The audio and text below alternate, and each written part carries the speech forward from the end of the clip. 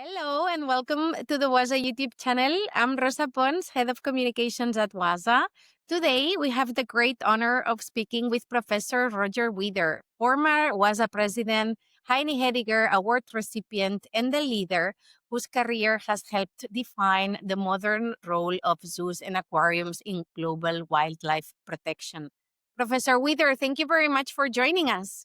Not at all. Good morning, good afternoon now, and I'm delighted to be with you. Thank you. We are delighted to talk to you. To start, to those who may be meeting you for the first time, how would you describe your journey in the zoo and conservation world? Well, it was a strange journey in many ways, and a fortunate one too, in that after I'd finished my national service in the Gold Coast, or Ghana as it's called now, I decided I really would like to get back to Africa, and I'd like to be a game warden. And I became chief warden of Merchant Falls National Park for 10 years nearly, and then for just under 2 years, director of Uganda's national parks. And that was at the time of Idi Amin, and things were getting extraordinarily difficult.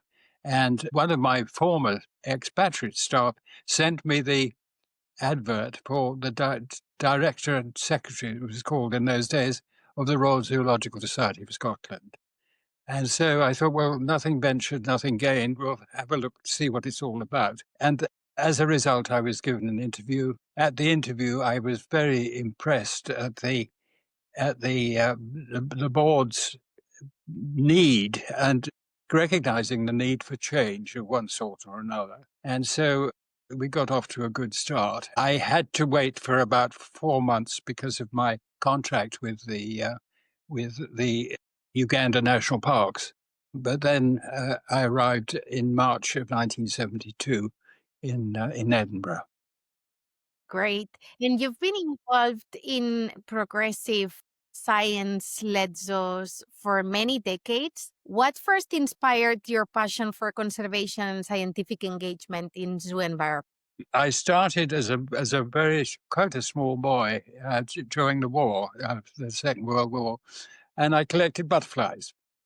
And then I decided with a net, and then I decided I wasn't getting the quality that I wanted because these were butterflies that had been flying around for some time. And so I went out, instead of going out with a net, I went out with a stick and a sheet, and I hit bushes and so on, and collected up the caterpillars. And the caterpillars were taken home with a note of what they like to eat. And I had at one stage over 100 species chomping away in my bedroom to my mother's distress. And so I got perfect butterflies and moths indeed. So that's really how it started. I think I've always been interested in the countryside, and really from before that. And so it went on. And of course, when I went to Africa, that was a real eye opener as to the wildlife and the wild places. That's remarkable. I mean, it's such a passion from such an early age. You were also a recipient of the Heini Heidegger Award, and you were also former WAZA president. So your legacy in global wildlife conservation is already really well established. What do you hope will be your lasting contribution to the field? Well, I think the lasting contribution really started when I recognized, having been in the zoo world just a little while, that there was an important need to get people together, and not just zoo people, but people who are involved in conservation as well. And my board agreed that it was absolutely essential that I develop links with various organizations. So I started in an environment where change was essential, and bringing about that change was the difficult bit, I suppose. And when I joined IUDZG, as it was called in those days, the World Zoo Organization, I was conscious that we were very isolated, not only from the conservation world, but also from the zoo world in part, because it was very much a sort of small group of people, about 160, 180 members, something like that. And so I then I was fortunate enough to get the the English-speaking unions scholarship, which allowed me to go to wherever I wanted to, actually, in the world, to see what they were doing in this instance in the zoo world. And so I spent 7 weeks in North America and met up with all the directors and so on. So I started off when I went to in IUD with having met quite a lot of people, in fact. And that turned out to be important because I was then asked if I would let my name go forward for the board. And so I was able to really take what I'd learnt from my experience with the Royal Zoological Society of Scotland and try to give that a world standing rather than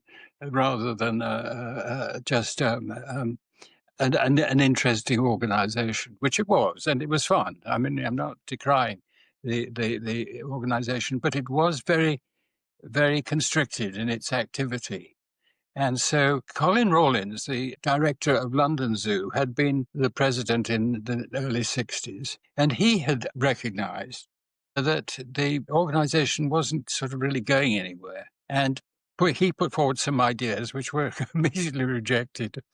And then I was asked, when I was vice president, if I would produce a brief as to how the organisation might change, and that was rejected as well. And then the IUCN came along and said, well, sorry, chaps, but you're no longer recognised as an international organisation because you're not fit for purpose. And we've demoted you to that of a national organisation. In a funny way, that was the sort of the thing that really pushed the membership to think a bit more clearly about where we should go. I put forward a proposal for a change in the constitution, which meant that zoos were members of the organisation, not the directors, although the directors always represented the organisation.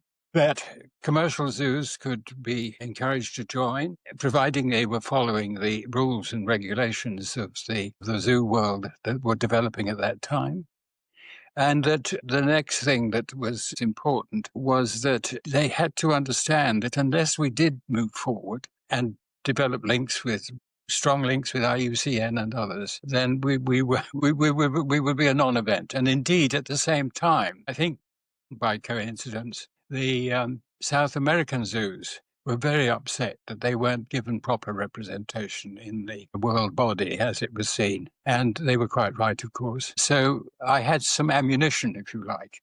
I had the ammunition of the IUDZG and the concerns that weren't only from South America, but from other places as well. And so that gave me the opportunity to put forward a complete change of the constitution. And this was almost agreed in 1991. And what actually happened was that I put it out as a change with 27 different changes, but all separate, so that if one change failed, it didn't fail the rest of if you see what I mean, didn't fail the rest of the proposal. And so the upshot of that was that everything was agreed apart from changing the name of the organization. And I wasn't worried about that. I knew it would change eventually because it didn't describe the membership, because it was the International Union of Directors of Zoological Gardens. And one of the proposals that was agreed was that the chairman, the directors the CEOs of the national and regional organizations like WAZA and BIAZA and so on would be members of the organization. And so the flash, we went from being representing just a few organizations to actually having trickle-down information to even the smallest zoos. And one of the things that I was very concerned about was that small zoos were kind of small zoos. But in fact, small zoos could play their part just as much as any zoo, however big, in actually providing information through their education programs, if they had them, or providing support for small creatures that they could keep as part of the captive breeding conservation program. And so that was part of the rationale behind that. It is clear that during your presidency, you really championed cross-continental cooperation, like you said, with IUCN, and other associations. How have you seen the role of WAZA evolve since then in this? Well, I've seen it. I've seen it grow and flourish, actually. And if you're in at the start of something, that's the start. The start is, of course, essential, but it's the way it develops thereafter. And I've been enormously impressed, not only with the organization of the World Zoo Association, but also the way in which zoos have got away from the idea. When I took over Edinburgh Zoo, there was a species list of about 250. That's excluding fish, because there's an aquarium as well, of which 100 were single animals.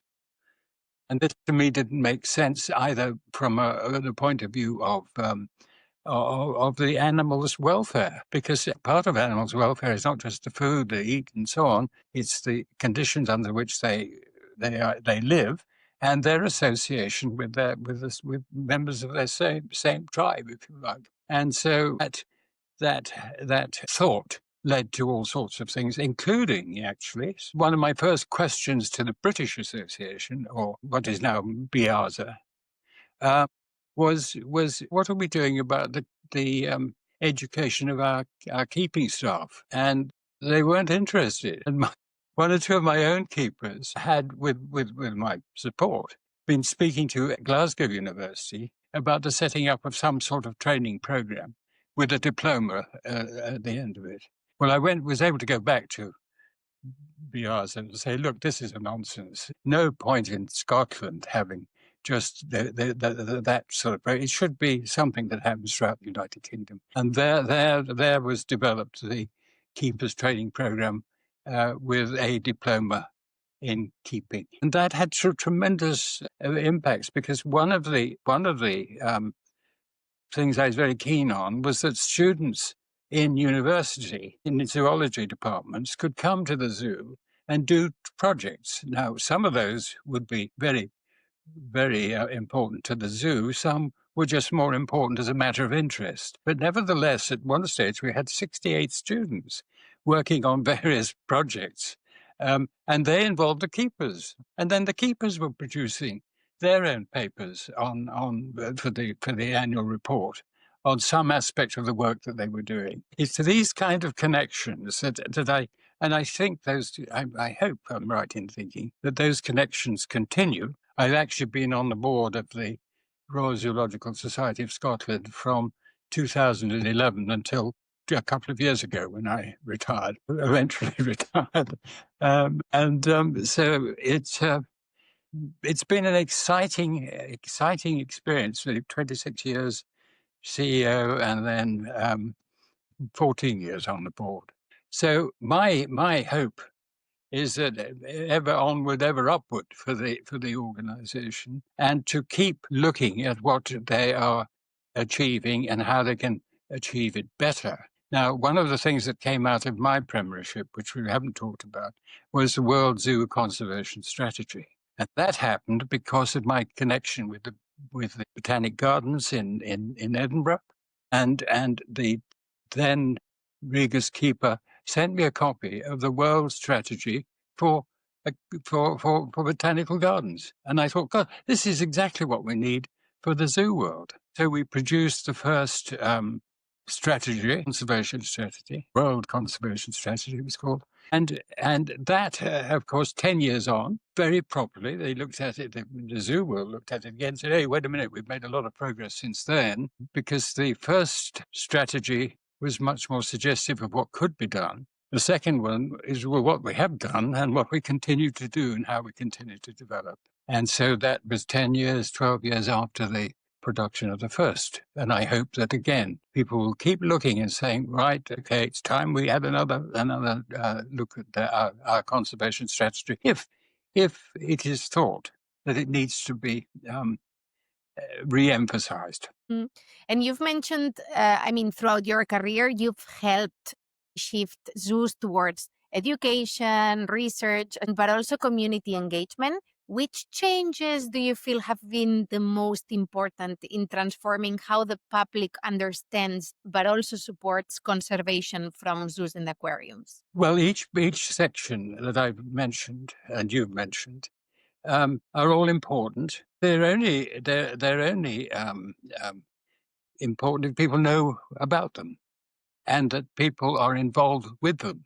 And so, for instance, in Edinburgh Zoo, we have a volunteer program with over 100, and the Highland Wildlife Park, nearly 200 volunteers, who then engage with the public and are able to answer questions about things that aren't either obvious or what might be happening in the future. So I think that probably yes, I don't have to think too hard. It is the fact that we've started to talk to other people, other organizations, not just zoos, but other conservation organizations. And that's making our conservation work much more impressive. It is impressive. I mean, it's, Edinburgh Zoo has put wildcats back into the wild in the Highlands of Scotland.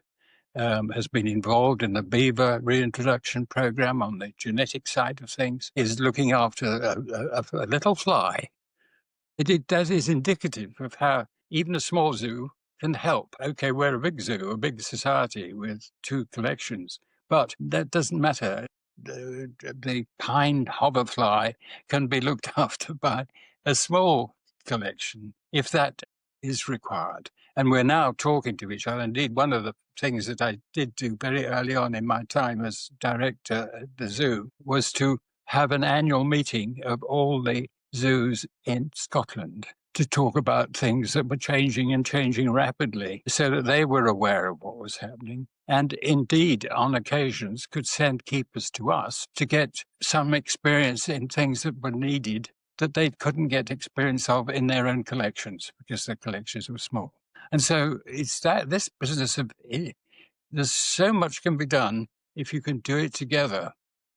And that really, I suppose, is the way, if I'm honest, is the way that I've looked right the way across my working life, is that doing things together amiably and discussing things and developing ideas all together helps the whole thing to work. And now the conservation work of the zoos, education work of the zoos is highly respected. Both by within the zoo community, but by the external community, the media and so on, as so much more supportive of the work that is being done by zoos in all its different branches of welfare, education, research, and so on. Agreed. But across the world, habitat loss and species decline continue to accelerate. What gives you hope that zoos and aquariums can remain, as you said, powerful catalysts for change? Well, this is really where education comes in. The world is changing. We know that. It's not just the changes of more people pushing animal populations into smaller areas, but climate change brought on in part by human activities. And so one thing that really worries me is that people do not understand that these species, whether they're in a huge national park or a small local nature reserve, have to be managed. And you shouldn't avoid that, because if you do avoid it, there is disaster. But people have this, particularly in the United Kingdom, it does differ from country to country. But this idea that the killing of animals is disgraceful and is not a sign of success. But it is a sign of success because the population has grown to a point where it must be controlled because of its impact on other creatures within, and vegetation and so on, within the area that they've still got. And so my plea really is that the zoo world makes it clear this is important and that people understand it. I give you an example. I was looking at the very big deer park outside Copenhagen, very big. I was speaking with the chief forester, who was the manager of that particular very large park. I said, "What's your culling policy?" And he said, "Oh, we take about 600 to 700 animals out every year." And I said, well, here you are, right on the boundary of a large city. What's the impact? And he looked very puzzled. And I said, look, in October, when you do your cull, what's going to happen? Do you not get lots of telephone calls? Oh, yes, he said, yes, we get many telephone calls. And I said, well, how do you deal with them? And he said, oh, it's very easy. We tell them where to buy the venison.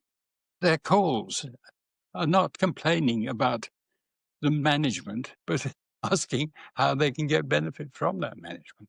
Whereas, as you know, in other parts of the world, people don't have that quite understanding. And I feel very sorry about it because, of course, you don't like removing animals. One way of is to move them to another place, of course, if you've got to another population of the same species, if that is going to be effective. It's effective in moving genes around a bit, of course, but at the end of the day, there has to be management, and the zoos are part of that process, and their involvement in helping the world is really considerable. But they do so in the understanding that that world has to be managed.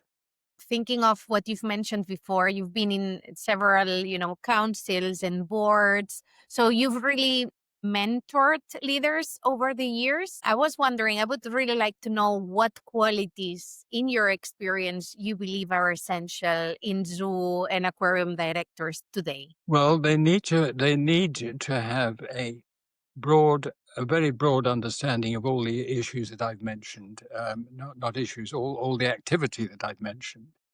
And I think this is more and more the case. I obviously look at Edinburgh Zoo and the Highland Wildlife Park because it's on my doorstep. I've been part of it for so long. And what really, really gives me great joy is to see the way that the organization is has developed since years ago, has developed. Yes, some of the foundations that I put down as director are still the foundations, but the whole thing has blossomed, which is what you want. We had quite a big film made about the keepers in Edinburgh Zoo and the Highland Wildlife Park.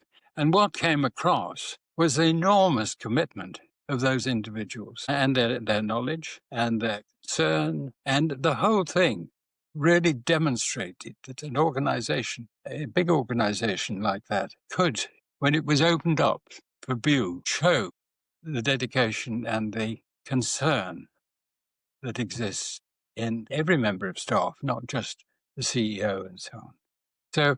So the other need for a CEO is to make sure that where it is possible, everybody is taken into the discussion about what's going to happen next. I'm afraid when the Edinburgh Zoo had an extremely good reputation as a zoo, but when I arrived, I found that one department wasn't really talking to another department, even within the zoo, about the total approach to progress. And we sorted that one out quite quickly. Commitment, knowledge, collaboration. I think I agree. Those are good qualities. Has there been a book or a documentary or even a moment in nature that has significantly shaped your thinking about leadership or conservation recently? That's a very good question because there was a book. It was a book that sent me to Africa, actually. I did my national service, and when I'd reached a certain stage, I was asked where I would like to go. And on the basis of a book written by Sir Samuel White Baker called Albert Great Basin of the Nile, Lake Albert Great Basin of the Nile, which intrigued me as the book was an award to my grandfather for good behavior and so on at school, and I'd taken that off and I'd read it. I read it 2 or 3 times because I was absolutely intrigued by the way in which Baker had moved around and so on. And so I said to the military authorities, well, actually, I'd quite like to go to Africa. And they said, okay, yes, right. And so I went to the Gold Coast, as it was called then. And I had I had huge good fortune in that on the flight out to Ghana, which we were all in civilian, I was sat next to a fairly elderly gentleman. He was all of 45. I mean, I was 19, you see. But we chatted and we chatted and we chatted. And it was a 2-day flight in those days. You stopped overnight and so on. And when we got to Accra, I said goodbye to him and thanked him very much for such an interesting flight. And then I sat back to wait to find out where I'd been posted. And 2 days later, I was marched into an office to meet my new commanding officer, the man I'd been sitting next to on the plane. In those days, the army was divided up. We was part of the Royal West African Frontier Force, but there were 3 battalions in Uganda, and one did sort of ceremonial duties in Accra. One was based in Kumasi, and one was based in the wilds of the north. And I was in that one, and that was great. So my interest was sparked more. We will definitely include the name of the book. And who knows, maybe someone gets inspired to go to Africa or travel somewhere else. It's called Albert Nyanza, Great Basin of the Nile. It was written by somewhere I was given the full name, but Sir Samuel Baker. This particular book was printed in. Well, it was given to my grandfather as a prize for proficiency and regular attendance at school in 1893. Wow. No, we'll definitely mention it, and who knows if will inspire someone else. Let's finish 2 quick fire questions, short answer only. The first one is, which species has taught you the most about resilience? Well, I suppose I have to say that I refused to have any favorites in the zoo. All the animals were important, so in that sense, I didn't have any favorites.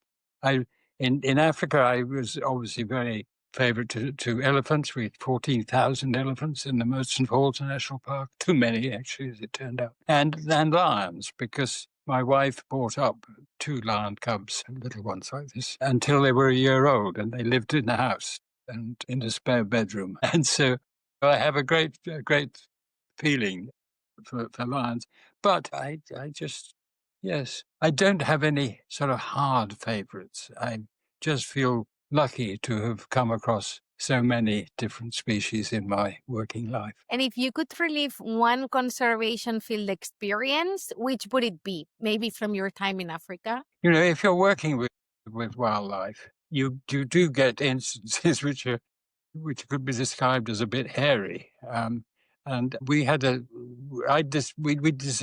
that the chimpanzee enclosure in Edinburgh Zoo, early on in my time there, was not fit for purpose. The animals didn't meet each other. They were in separate cages, and they could only meet through shouting and that was it, and seeing each other. And so we were actually doing was a complete change, and since then there's been another change which is even better. And they escaped, or some of them escaped. I think it was about 5 escaped. 2 went back of their own accord. 2 were injected, by a capture gun and put back into. And 1 refused to get near any of the people, but kept following me. And so I said to the keepers, look, let's try this one. I will go down to the house. I'll open the door. I'll leave it open. I'll go in, and I will get in one cage, and the chimp will get into the other cage with the open door. Well, inevitably what happened was everything happened as I thought it might, except that we both ended up in the same cage. As I said to the staff afterwards, I was delighted they hadn't seen such a submissive zoo director as myself, because I realized that the only way to deal with the situation was to eventually get the door open, but I couldn't do that from where I was. And so I went down on my knees and I put my eyes down, and this big male chimp would come across, and I would tickle the top of his head, and he'd go off and do a round again. And then when the door was opened, and that struck me as an extraordinary, extraordinary experience. And yet I'm glad I had it, because it emphasized the point that it's no use being aggressive with animals. You've got to be careful and concerned about the way in which, and nowadays, of course, it's wonderful the way the keepers have trained their animals with feed sticks and so on to come for their injection or whatever it is they need, rather than having to be caught up and put under stress. That catching up rate. It's definitely clear that times have changed and the profession has evolved. Professor Wither, thank you for your decades of service to wildlife and to our global community. It really has been a pleasure to talk to you. Well, Rosa, it's nice to talk to you. We've emailed, but we've not met face to face, as it were. So good to see you. Thank you, Roger. And thank you all for watching. We'll see you next time here on the WAZA YouTube channel. Thank you and see you soon. Right. Bye.